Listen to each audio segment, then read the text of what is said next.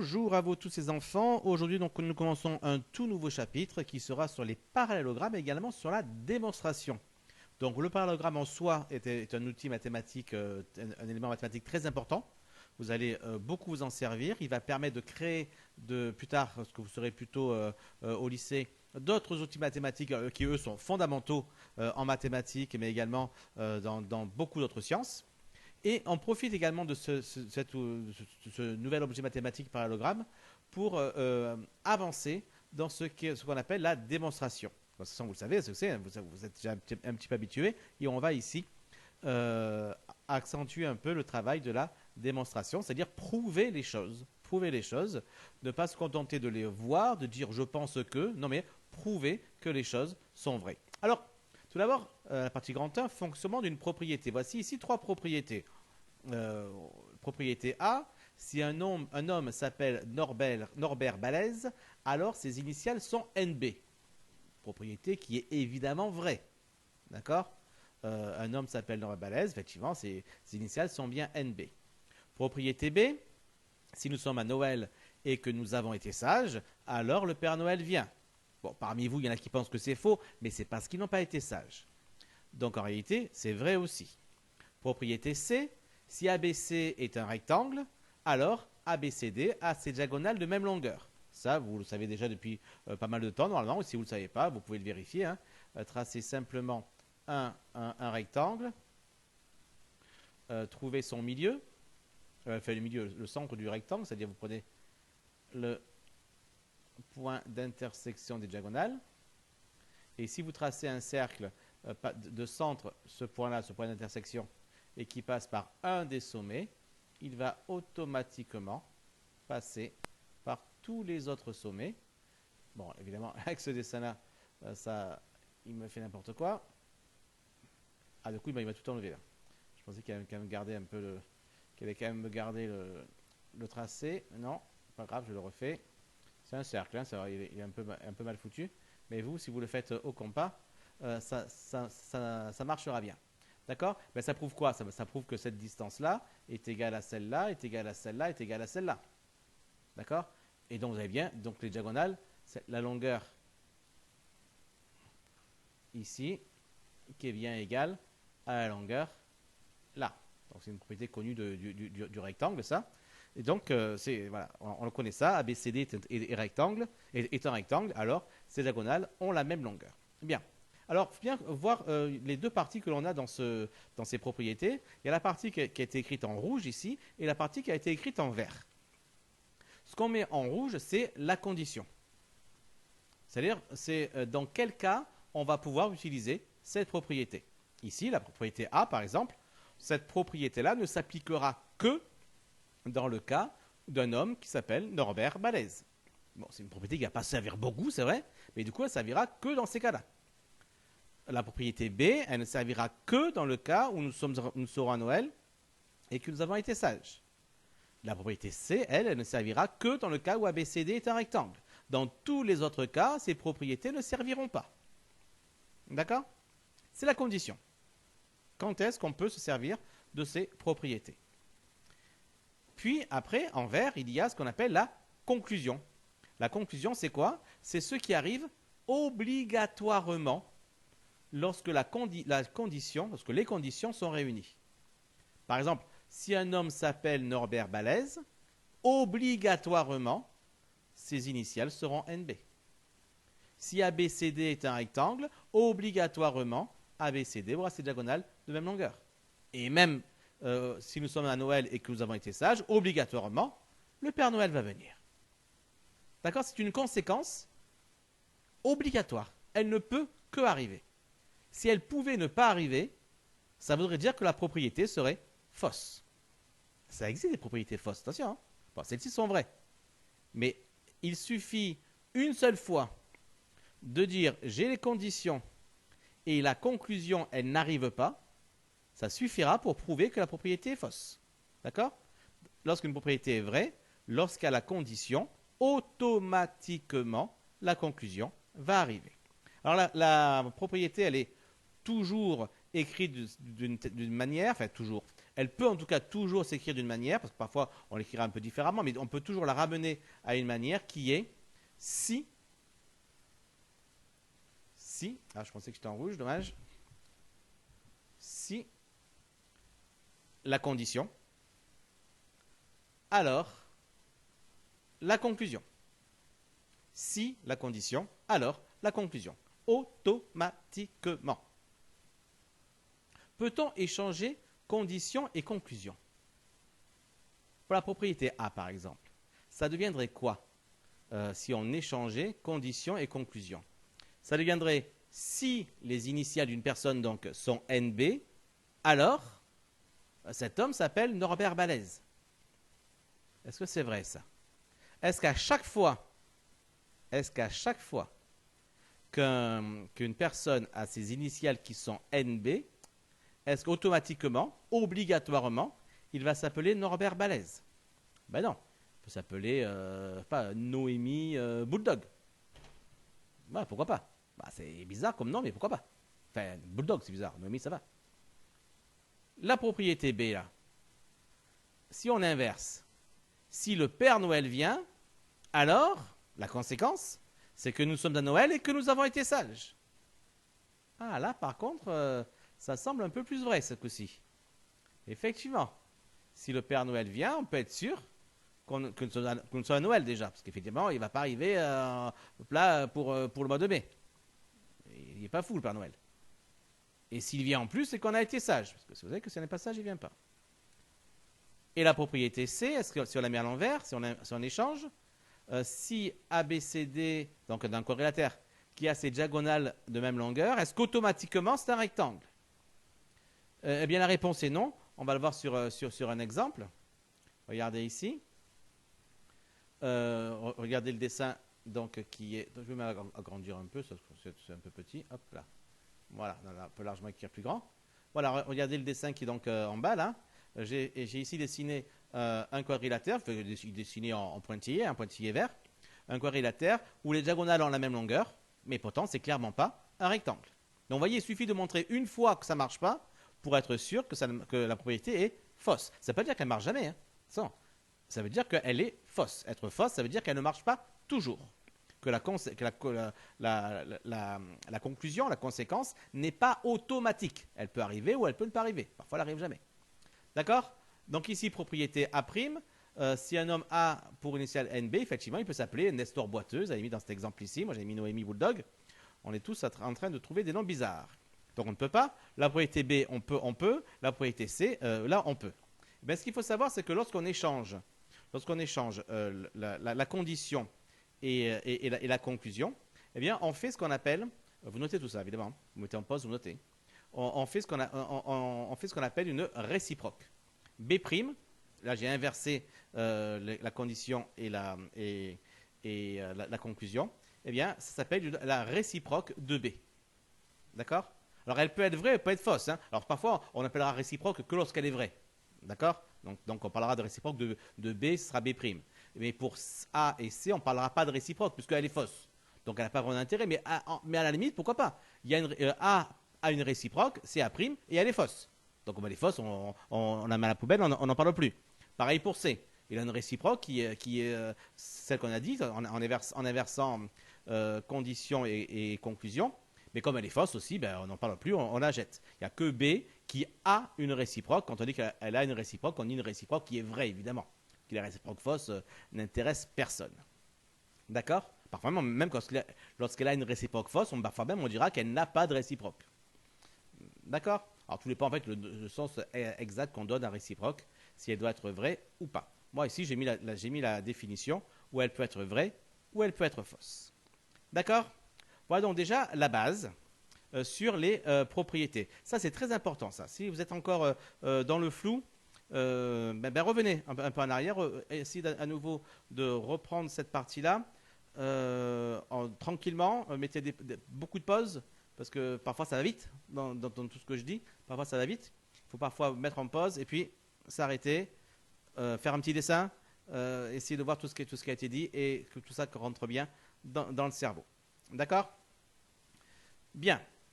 Continuons maintenant sur le parallélogramme. Et bien sûr, on va se servir de tout ça dans le parallélogramme. Alors, parallélogramme. Tout d'abord, définition et propriété du parallélogramme. Qu'est-ce que c'est qu'un parallélogramme? Commençons par une définition. Un parallélogramme, qu'est-ce que c'est? C'est un quadrilatère.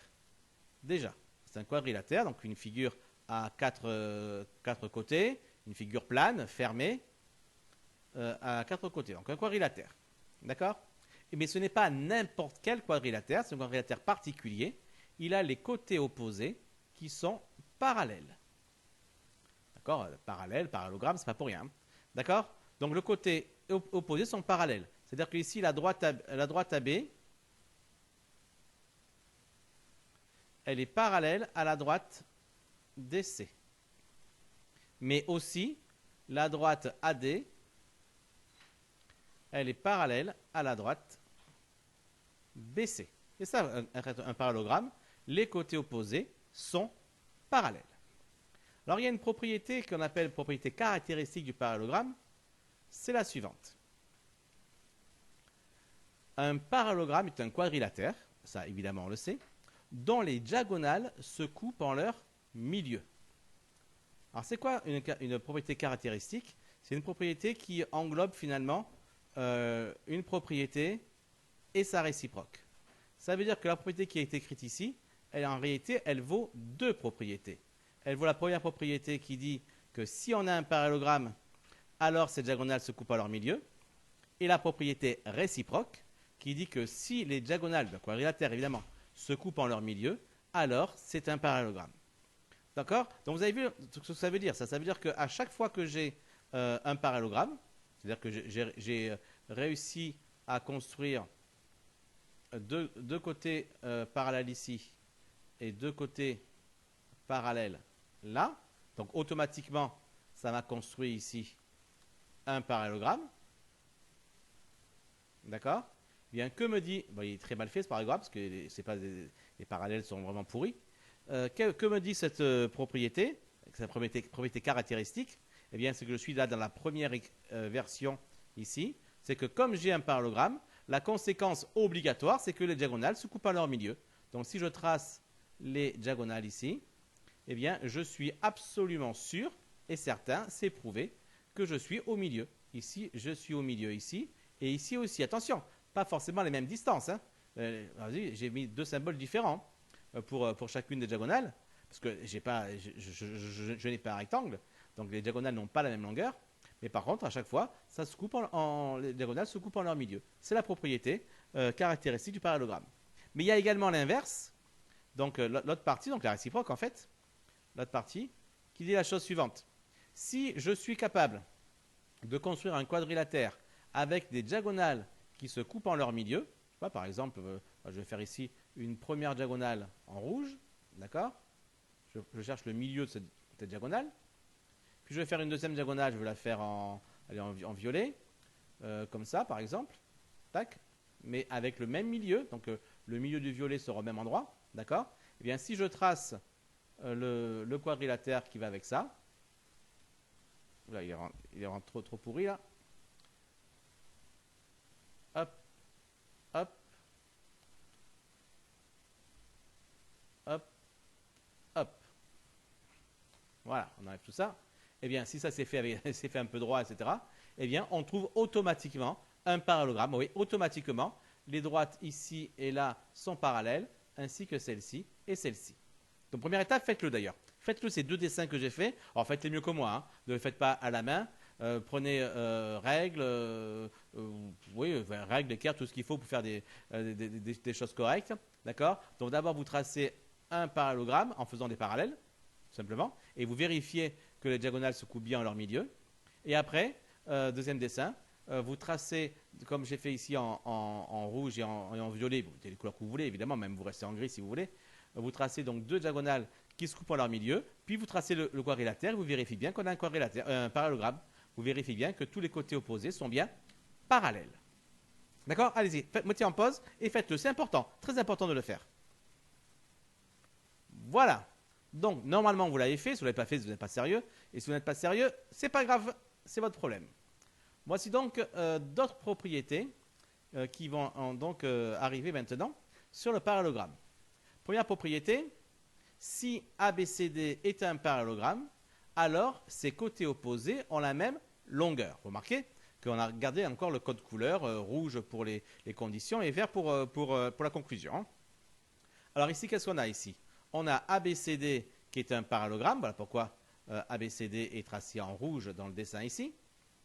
D'accord, il fait partie des conditions. Eh bien, qu'est-ce que je sais grâce au fait que c'est un parallélogramme? Eh bien, j'ai une propriété qui me dit que dans ce cas-là, les côtés opposés, non seulement ils sont parallèles, mais ça on le savait déjà parce que c'est la définition même du parallélogramme, mais en plus ils ont les côtés, ils ont la même longueur. Voilà, le côté AB et le côté DC, ben, c'est égal. Si un vaut 3 cm, l'autre aussi vaudra 3 cm. De même, le côté AD et le côté BC, eux aussi, sont égaux. Par exemple, si AD vaut 8, ben, BC vaut 8 aussi.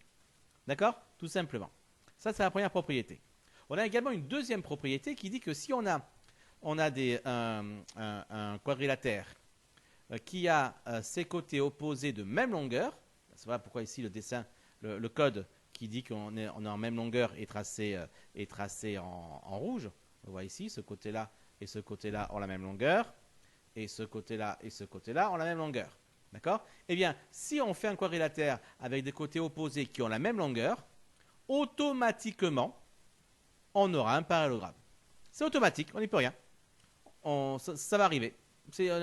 On voudrait faire autrement qu'on n'y arriverait pas. D'accord? Vous remarquez d'ailleurs que la propriété qu'on appelle donc ici P2, c'est la réciproque de P1. P1, on avait un parallélogramme, c'était la condition. La conclusion, c'était qu'on avait les côtés opposés de la même longueur.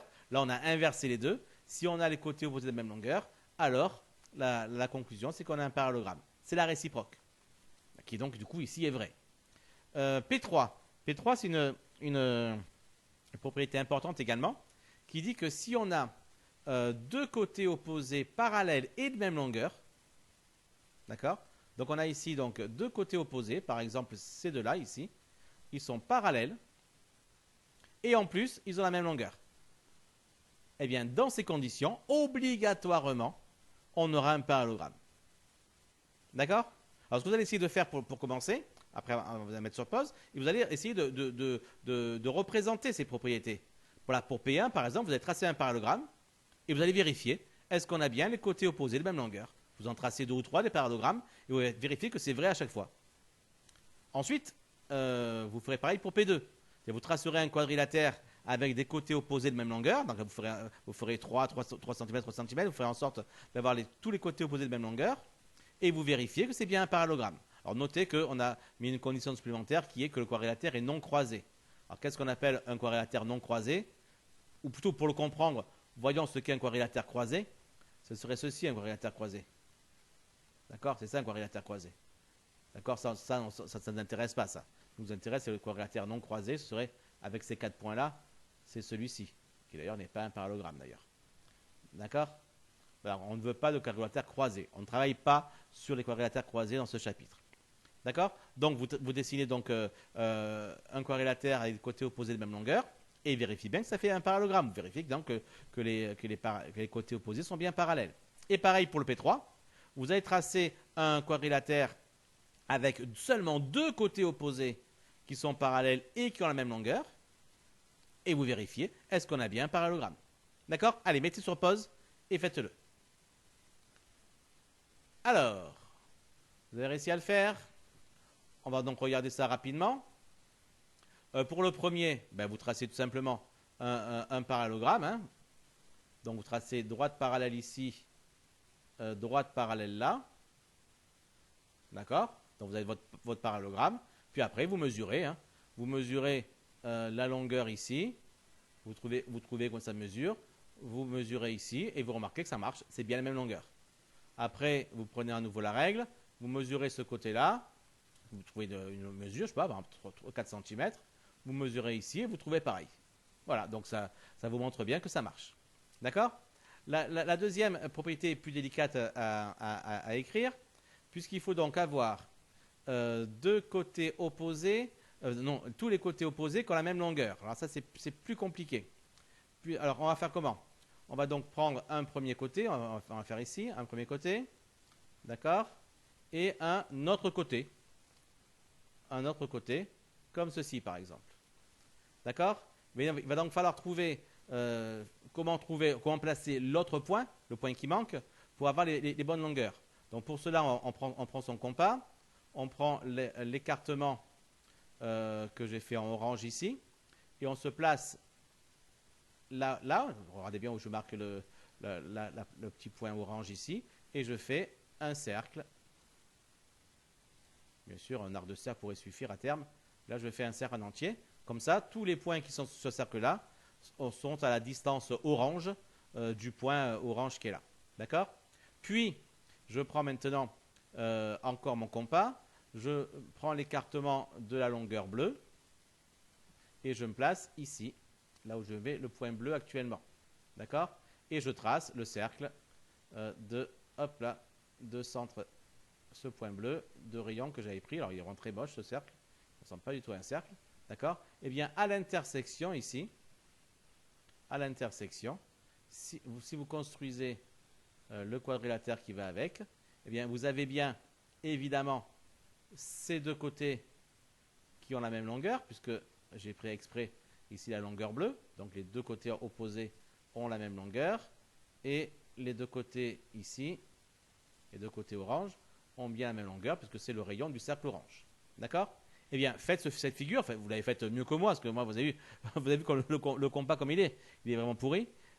Eh bien, forcément, là, vous remarquez que les droites bleues et les droites oranges sont effectivement parallèles. Et donc, on a bien un parallélogramme. En construction, c'est la plus dure à faire, celle-là.